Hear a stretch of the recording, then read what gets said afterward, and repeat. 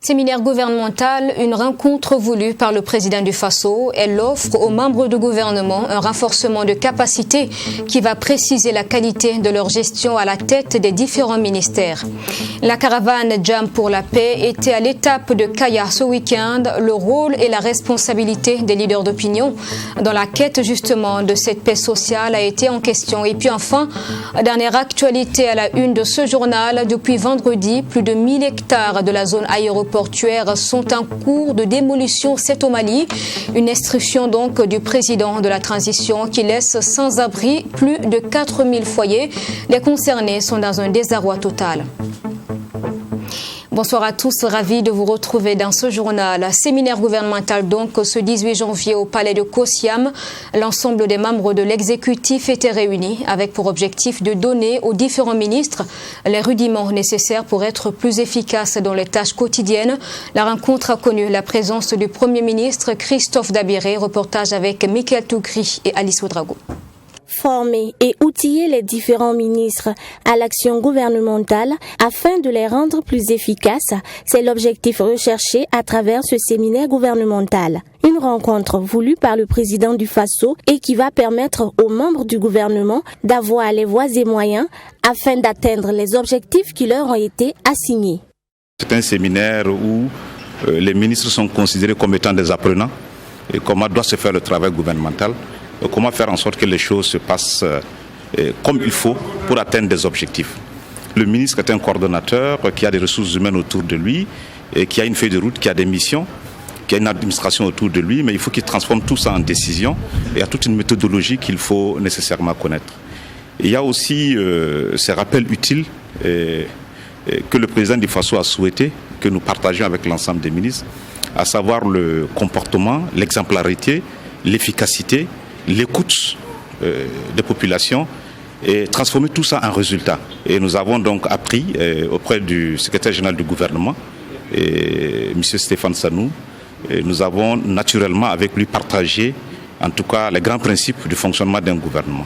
Cette rencontre a également été l'occasion de présenter le dispositif de suivi du travail des membres du gouvernement afin d'assurer le respect de leur feuille de route.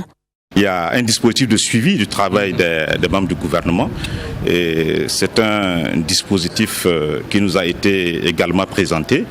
Et je crois que des indicateurs existent. Vous savez que les archivages, le suivi des décisions qui sont prises, la relation avec les institutions, parce qu'il s'agit aussi pour le gouvernement d'établir des relations avec certaines institutions avec qui nous travaillons.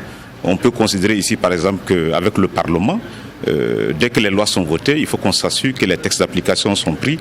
Donc nous avons tout un aéropage d'outils et de dispositifs qui permet de savoir comment travaillent les ministres et si les résultats sont atteints. Donc nous sommes parfaitement au complet de nos outils pour faire efficacement et très bien notre travail. Nommé le 10 janvier dernier, le nouveau gouvernement de Christophe Joseph-Marie Dabiré tiendra son premier conseil des ministres le mercredi 20 janvier prochain. Le chef de l'État a reçu en audience aujourd'hui successivement le Conseil supérieur de la communication, l'Autorité supérieure de contrôle d'État de lutte contre la corruption ainsi que la Cour des comptes. Ces institutions ont présenté leur rapport d'activité des années antérieures. Les documents relèvent plusieurs manquements dans les domaines concernés et proposent également des recommandations pour améliorer la gestion dans l'ensemble. Serge Badou. Aziz Bamogo, vice-président du Conseil supérieur de la communication, est le premier à être reçu par le chef de l'État. Avec lui, il a été question de présenter au président du Faso le rapport d'activité 2019. Et pour Aziz Bamogo, il ressort de ce rapport plusieurs manquements et des recommandations. Il y a un certain nombre de manquements que nous avons relevés, des manquements qui sont liés notamment au respect de la loi, de l'éthique et de la déontologie. Il s'agit essentiellement des publicités soumises à autorisation que certains médias ont fait sans ces autorisations préalables. Il s'agit aussi de publicités qui sont interdites, que certains médias ont fait, pour lesquelles le CSC a su réagir avec tact. Et il y a eu aussi des manquements qui sont liés notamment à la diffusion d'émissions qui sont liées à la tolérance religieuse dans notre pays. Il y a aussi des recommandations que nous avons faites dans ce rapport, c'est relatif notamment au renforcement institutionnel du Conseil supérieur de la communication, mais aussi lié au plaidoyer pour une fiscalité plus adaptée en faveur des médias et des sociétés de publicité. À la suite du Conseil supérieur de la communication, c'est au tour du contrôleur général de l'ASELC, Luc Marius Ibriga, qui est venu présenter également les rapports d'activité 2018-2019 de l'autorité supérieure du contrôle de l'État et de la lutte contre la corruption. Il y a la question de la dette intérieure. Et le rapport fait apparaître que sur une dette d'environ 40 milliards de francs, il y a près de 27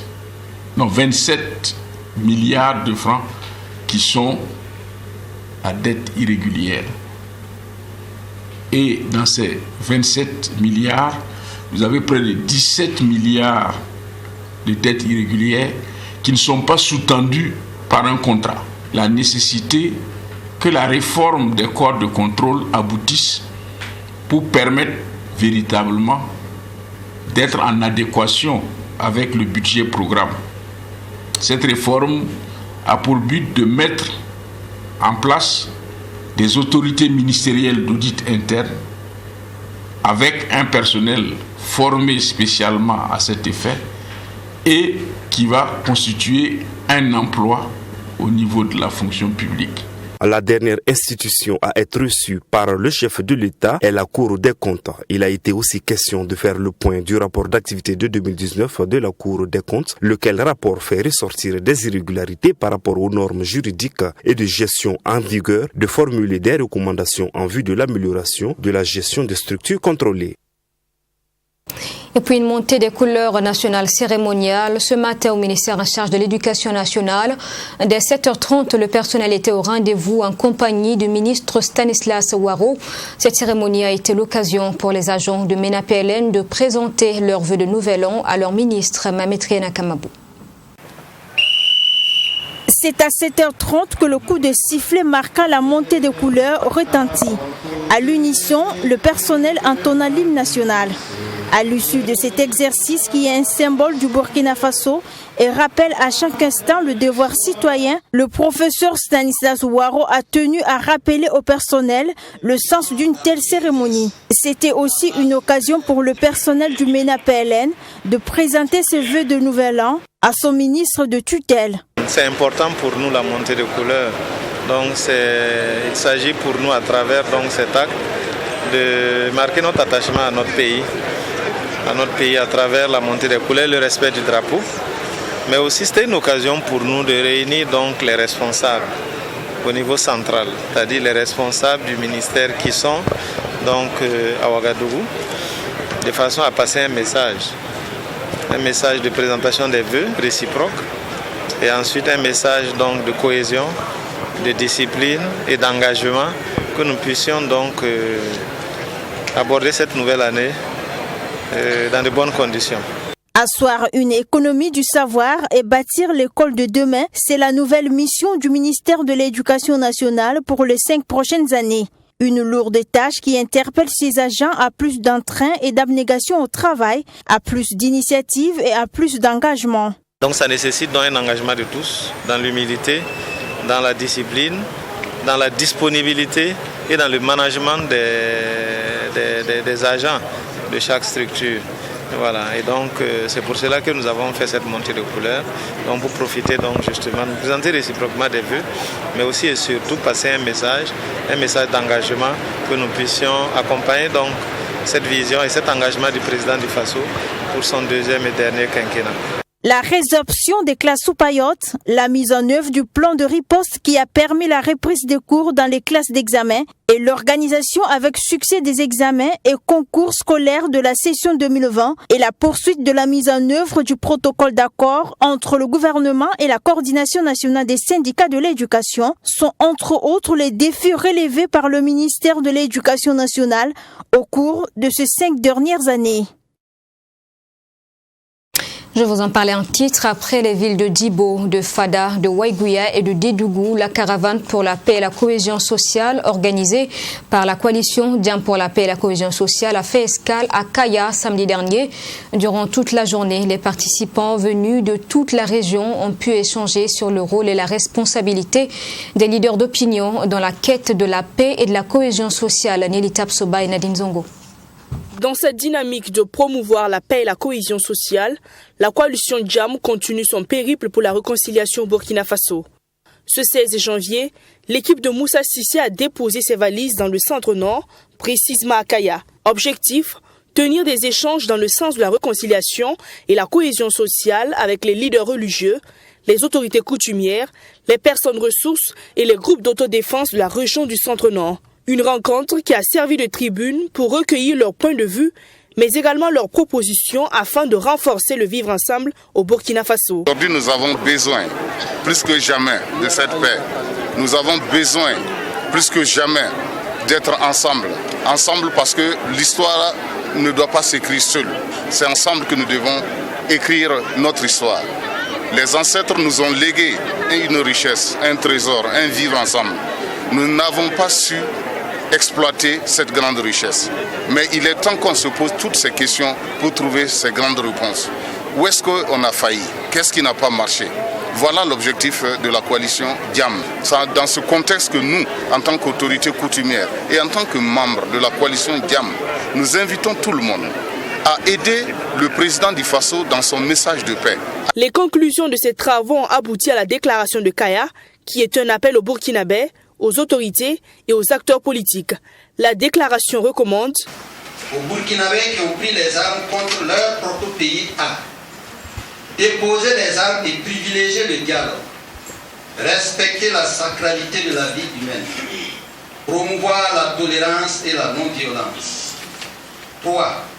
Aux autorités à créer des cadres de concertation dans toutes les localités et les doter en moyens de fonctionnement. Créer des mécanismes endogènes pour permettre aux communautés de résoudre leurs conflits. Lutter contre la circulation des substances psychoactives. La déclaration a été remise aux premières autorités de la région.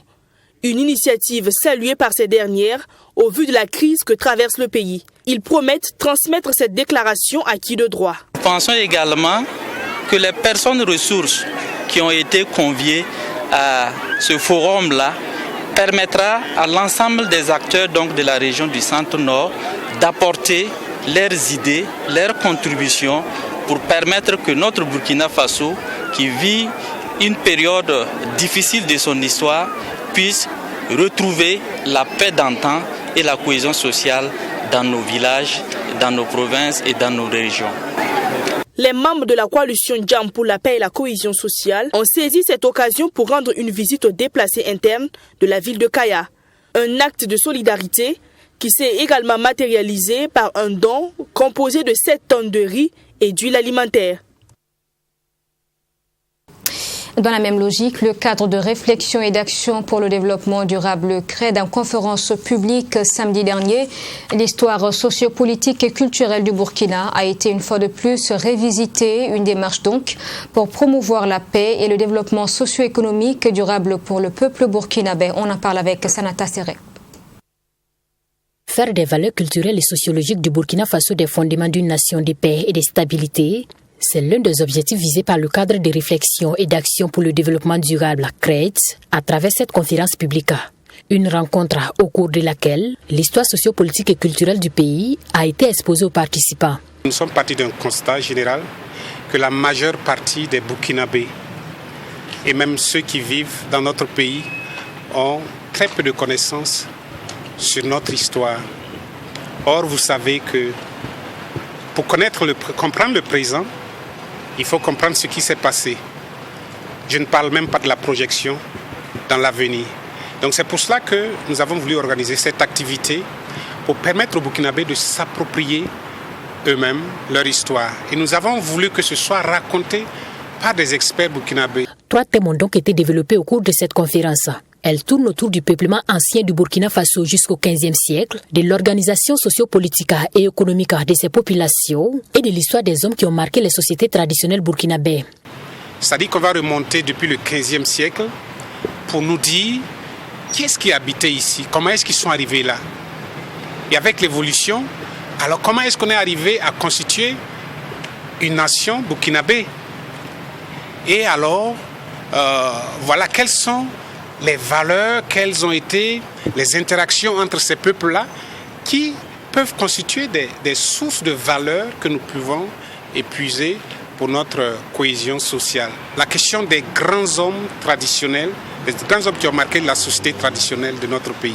Cette initiative a été saluée à sa juste valeur par la nouvelle ministre en charge de la culture, ici représentée par son conseiller technique. L'accompagnement du ministère réside en ce que il y a le développement d'une collaboration avec l'ensemble du monde de la recherche pour nous permettre de travailler dans ce sens-là, mais aussi travailler avec les associations comme CRED pour pouvoir vulgariser l'ensemble de ces savoirs et faire en sorte que toute la jeunesse bâtisse notre action publique, notre action citoyenne autour de ce qui nous est cher, autour de nos valeurs, autour de tout ce que nous avons comme fondement culturel.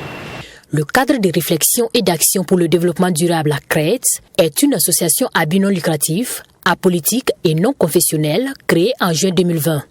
C'est une association qui se veut un cadre de réflexion et de dialogue sur les questions essentielles du Burkina Faso.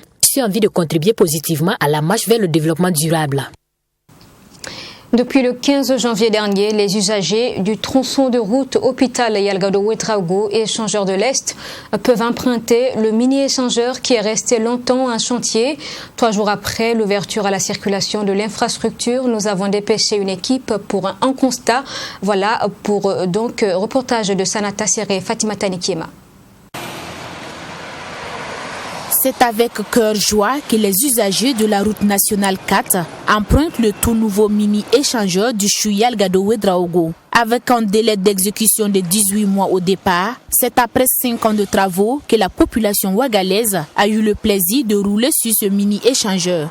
C'est avec beaucoup de bonheur que nous avons été informés de l'achèvement des travaux confortatifs sur le mini-échangeur route de l'hôpital. Alors, déportés sur les lieux, nous avons constaté avec les techniciens, en présence de la mission de contrôle, qu'il est temps d'ouvrir cet ouvrage important, cet échangeur-là, à la circulation. Ce mini-échangeur permet de désengorger le carrefour aux heures de pointe, au croisement de la route nationale 3 et 4. Son ouverture à la circulation vient donc soulager les usagers qui se réjouissent après des années de calvaire. L'ouverture de ce mini-échangeur fait vraiment plaisir. Cela va bien fluidifier la circulation. Nous avons trop souffert sur cette voie dans le passé.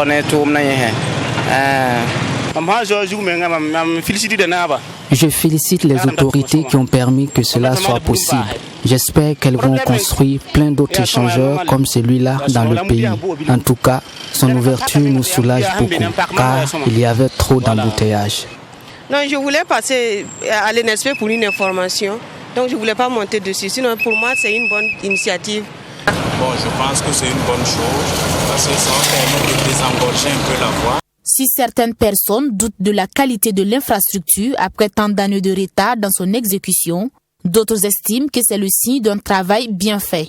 Je me dis que si ça a pris autant de temps, c'est qu'ils ont pu bien faire ça. Ou bien, comme ici c'était rapide, c'est-à-dire c'était un travail bâclé, mais comme ça a pris du temps, j'ai confiance. Je me dis que c'est pas aujourd'hui qu'ils ont ouvert ça. S'il y a des gens là-dessus, c'est qu'il n'y a pas de problème. Et j'ai vu des gens rouler dessus, donc moi aussi je pouvais rouler aussi. Selon l'entreprise en charge des travaux, le niveau d'exécution physique du chantier est de 94%. Au départ, il était prévu l'aménagement d'environ 3 km de voirie, la réalisation de 2 passerelles piétonnes, des panneaux d'indication et de signalisation, ainsi que l'éclairage. Cependant, il reste encore quelques travaux avant l'inauguration. Il s'agit de la construction des 2 passerelles prévues, le pavage ainsi que la finalisation des accotements. L'entreprise donne jusqu'en fin mars pour livrer l'infrastructure complète.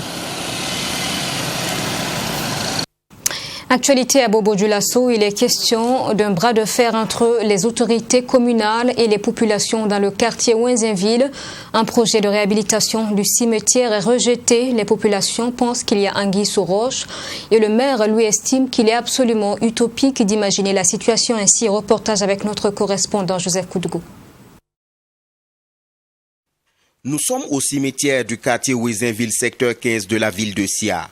Cet espace est au cœur d'une crise qui oppose les autorités communales et la population riveraine.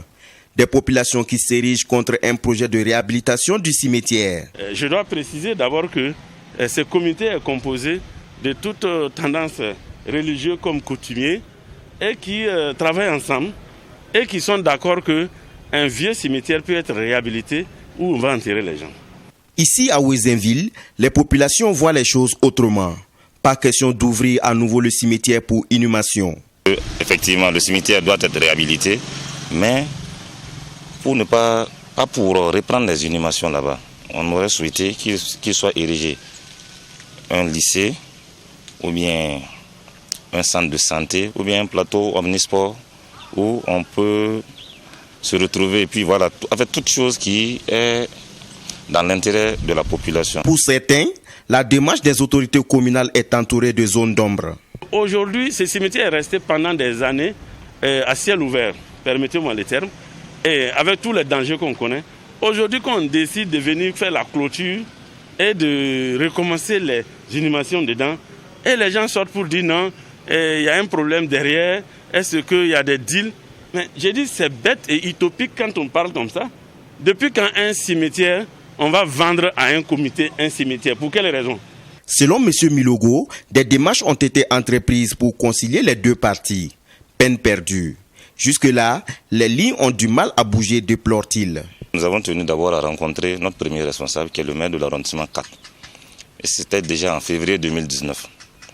Et il avait promis d'organiser une rencontre avec nous, le maire et le comité chargé de la réhabilitation.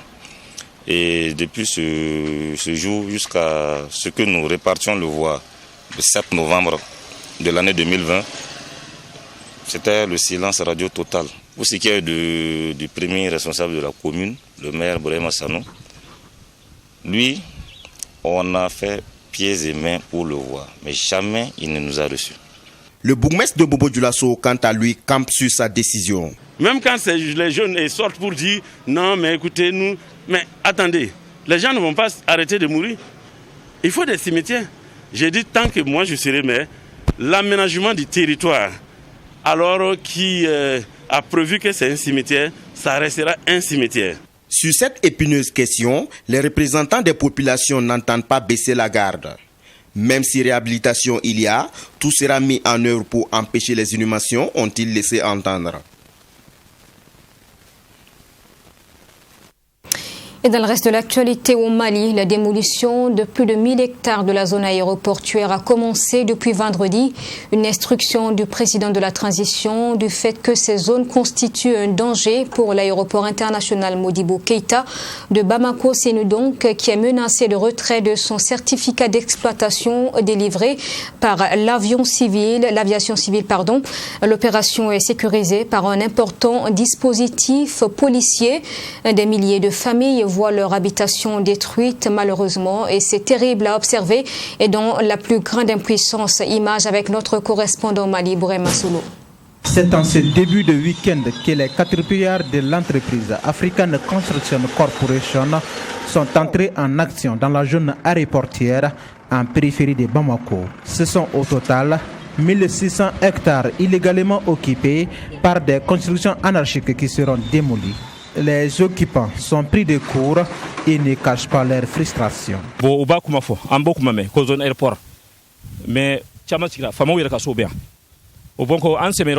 avons entendu parler que c'est une zone aéroportière, Mais nous avons construit ici parce que les autorités ont elles aussi construit. Cette maison là-bas, c'est pour un colonel.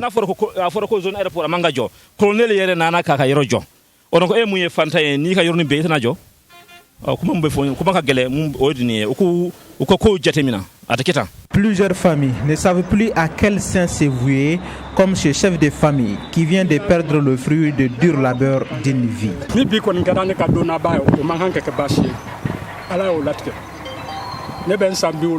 Aujourd'hui, c'est la fin de ma vie. J'ai plus de 70 ans. Je me suis débrouillé pour construire ma maison. Ma famille compte près de 20 personnes. Et dire qu'ils viennent nous mettre dehors comme ça, c'est extrêmement difficile. Le monde est témoin. Ils envisagent de démolir 4712 familles.